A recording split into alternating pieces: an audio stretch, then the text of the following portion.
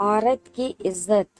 मधु, जिसकी शादी 1 महीना पहले ही हुई थी, लेकिन उसे देखकर ऐसा लगता नहीं, क्योंकि घर में मिलने वाली डांट फटकार की वजह से वह बहुत परेशान हो चुकी थी। इस बारे में वह किसी को बता भी नहीं सकती थी। लेकिन उसकी सबसे बड़ी हमदर्द कोई और नहीं बल्कि उसकी सास थी। वैसे तो कई बार सास को सही नहीं माना जाता, लेकिन इस बार मधु की सास ने उसका बखूबी साथ दिया। एक दिन मधु खाना बना रही थी। मधु का पति सुमित, तुमने खाना बनाना सीखा भी है या नहीं? कोई भी खाना सही से नहीं बना पाती हो, एकदम स्वाद नहीं आता। शर्मा जी की पत्नी को देखो, एक से एक डिश बना लेती हैं।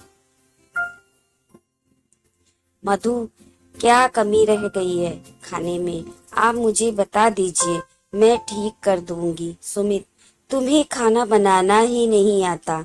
तुम्हारे खाने में बहुत कमियां रहती हैं, ना नमक सही से डालती हो, ना मिर्च।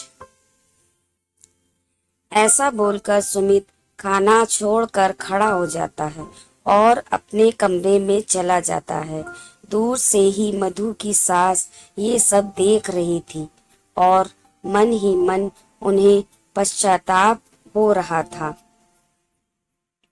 कि आखिर उन्होंने अपने बेटे को औरत की इज्जत करना क्यों नहीं सिखाया। लगभग 1 हफ्ते के बाद रात को सुमित और उसके पापा बैठकर ड्रिंक करते हैं, जिसे देखकर माँ कहती है, आप लोग क्या कर रहे हैं? पहले की बात और थी, लेकिन अब तो घर में बहू आ गई है। यह करके घर की शांति भंग ना करें। सुमित के पापा गुस्सा करते हुए, तुम्हें कौन सा घर संभालना आता है कि तुम चली घर की जिम्मेदारी उठाने? चुपचाप यहाँ से चली जाओ। ये बातें सुमित की माँ को अच्छी नहीं लगती, क्योंकि अब घर में बहू के आने से माहौल सही करना जरूरी है। कई बार ऐसा होता था कि ड्रिंक करने के बाद सुमित और उसके पिताजी को होश ही नहीं रहता और दोनों अस्त व्यस्त पड़े रहते।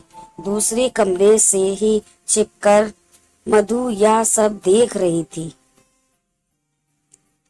और अब वह समझ चुकी थी कि इस घर में औरतों की कोई इज्जत नहीं है।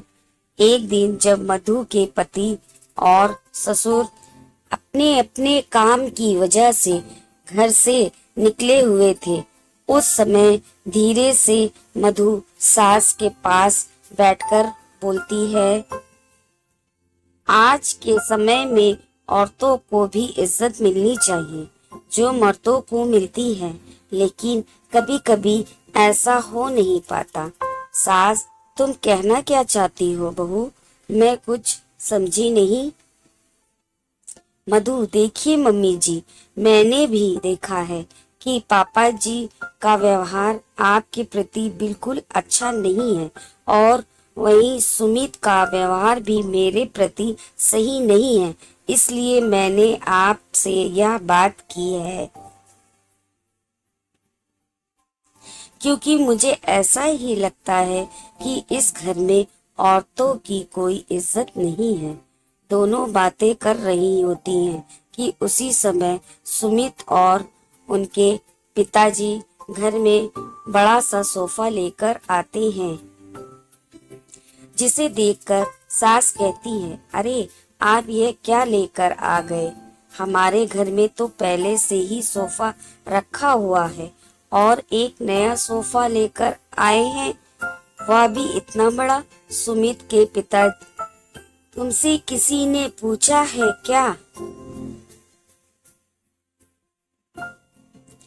इसके बाद सुमित और पिताजी दोनों मिलकर सोफे को हॉल में सेट करने लगते हैं, जिसे देखकर मधु सास से कहती है, देखा मम्मी जी, मैं यही तो कह रही थी, हम चाहे उनके लिए कुछ भी कर लें, लेकिन कभी भी इनके दिल में हमारे लिए इज्जत नहीं हो पाएगी, क्योंकि यह कभी भी हमें खुद के बराबर समझते ही नहीं है। मधु की सास अब समझ चुकी थी कि मधु क्या बात करना चाहती है। मधु की सास को अपना समय याद आ गया, जब वह नई नई बहू बनकर आई थी, और तभी उनकी सास ने भी उन्हें ताना मारते हुए कहा था कि पता नहीं ये कैसे हमारा घर संभालेगी, इसे तो कोई काम करना आता ही नहीं है। माँ बाप ने इसे ऐसे ही भेज दिया। हालांकि मधु की सास पढ़ी लिखी थी और शादी के पहले वह कहीं टीचिंग करती थी, लेकिन शादी के बाद उनकी नौकरी छुड़वा दी गई, और तभी से उन्होंने सोचा था कि जब भी उनके घर में उनकी बहू आएगी तो उसके साथ कभी भी गलत व्यवहार नहीं होने देंगी। मधु भी पढ़ी लिखी है, उसे भी बीएड किया है, अगर वह चाहे तो नौकरी कर सकती है, लेकिन उसको अच्छी तरीके से पता है कि ससुर और सुमित कभी भी मधु को नौकरी करने नहीं देंगे। मधु भी रोज रोज के झगड़ों से तंग आ चुकी थी। वह सुमित के लिए कितना भी अच्छा काम क्यों न कर ले, कभी भी वह खुश नहीं होता और हमेशा उसकी तुलना अपने दोस्तों की पत्नियों से करता।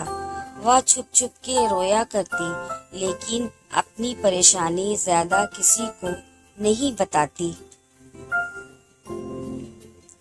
एक बार उसने सुमित से नौकरी करने की भी बात की थी, लेकिन उसने तो मना ही कर दिया था। तब से मधु की चुप्पी साथ रखी थी। एक दिन मधु की सास, बेटा तुमने तो बीएड किया है, तो क्या तुम नौकरी करना नहीं चाहती? मधु घबराते हुए, हाँ मम्मी जी, मैंने बीएड इसलिए किया था ताकि मैं नौकरी कर सकूं और अपने परिवार का ख्याल भी रख सकूं। मेरे पापा मम्मी भी यही चाहते थे, लेकिन सुमित को यह अच्छा नहीं लगता।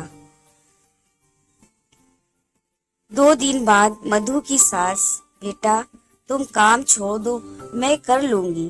कॉलोनी के बाहर जो स्कूल है ना, तुम वहाँ चली जाओ, वहाँ तुम्हारी नौकरी लग गई है। मैंने वहाँ बात की है, वह मेरी सहेली का ही स्कूल है। मधु, लेकिन मम्मी जी, मैं ऐसे कैसे जा सकती हूँ? सुमित ने तो मुझे साफ साफ कहा है कि मैं नौकरी नहीं कर सकती। तभी उन लोगों की बात सुमित सुन लेता है और चिल्लाते हुए कहता है, क्या बोल रही हो तुम? नौकरी करोगी? मधु जी, वो मम्मी जी। सुमित, क्या मम्मी जी? बिना मुझसे पूछे तुमने इतना बड़ा फैसला ले लिया, और तुम्हें किस बात की कमी है जो तुम नौकरी करना चाहती हो? उसी वक्त मधु की सास आगे आ जाती है और वो कहती है, क्या बुराई है? अगर मधु नौकरी करे तो तुम नहीं चाहते, लेकिन मैं चाहती हूँ कि वह जाकर नौकरी करे। कमी सिर्फ पैसे की नहीं होती, मान सम्मान और इज्जत की भी होती है, जो तुम उसे कभी दे नहीं सकते। सुमित के पिताजी, अच्छा तो तुम ही हो जो उसे हवा दे रही हो। जानती नहीं, यहाँ औरतों को फैसला लेने का कोई अधिकार नहीं है। सास, आज तक जो मेरे साथ हुआ है मैं अपनी बहू के साथ नहीं होने दूंगी। मैंने अपने सपनों को दरकिनार कर दिया, लेकिन मैं अपनी बहू को कभी ऐसा करने के लिए मजबूर नहीं करूंगी जिसके लिए उसे अपना मन मारना पड़े। मैं देखती हूँ उसे नौकरी पर जाने से कौन रोकता है। और मधु नौकरी करने लगी और उसके अंदर आत्मविश्वास पैदा हो गया। धीरे धीरे उसके पास पैसे आने लगे जिसको वह अपनी सास को देने लगी, क्योंकि आखिरकार सास की वजह से ही वह नौकरी कर सकी। कुछ ही दिनों के बाद सुमित का बिजनेस सही तरीके से नहीं चल रहा था, जिससे वह परेशान रहने लगा। परेशानी की वजह से वह ठीक से खाना भी नहीं खाता था। मधु घर आकर तरह तरह के पकवान बनाती, लेकिन सुमित का मन नहीं लग रहा था। एक दिन सुमित ने मधु से कहा, मैंने हमेशा तुम्हारा अपमान किया है, कभी भी तुम्हारा साथ नहीं दिया, इसलिए आज मेरे साथ ऐसा हो रहा है कि अब मेरा काम ठप पड़ चुका है। समझ में नहीं आता कि कैसे घर संभालूं। बस उसी समय सुमित की माँ पैसे लेकर आती है और उन्हें सुमित को देती है। वह वही पैसे होते हैं जो मधु अपनी सैलरी के रूप अपनी सास को देती है, जिसे देखकर सुमित के आंखों में आंसू आ जाते हैं और सुमित के पिताजी भी भावुक हो जाते हैं। पिताजी, सुमित की माँ, तुम भी कभी नौकरी करना चाहती थी, लेकिन मैंने कभी साथ नहीं दिया और आज वही सब मैंने अपने बेटे को भी सिखाया। लेकिन तुम्हारी बदौलत हमारी बहू आज अपने पैरों पर खड़ी है और हमारे लिए मेहनत कर रही है। जो वह कर सकती है, मुझे अपनी बहू पर गर्व है। मधु, मुझे तो इस बात की खुशी है कि आज आप दोनों की नजरों में मेरी और मम्मी जी की भी इज्जत बराबरी से हो रही है, जिसके हम हकदार हैं। पिताजी, हाँ बहू, तुमने और तुम्हारी सास ने हमेशा घर की परिस्थिति के अनुसार खुद को ढाल लिया, लेकिन हमने तुम्हें कभी भी सही नहीं माना। हो सके तो हम दोनों को माफ कर देना। ऐसा सुनते ही मधु की आंखों में आंसू आ जाते हैं और अब वह खुशी खुशी खाना परोसने लगती है, क्योंकि आज उसने सभी के पसंद का खाना बनाया और दिल से वह बोझ उतर चुका है, जिसकी वजह से वह परेशान थी। दोस्तों, हमें हमेशा हर इंसान को बराबरी का हक देना चाहिए, फिर चाहे औरत हो या आदमी।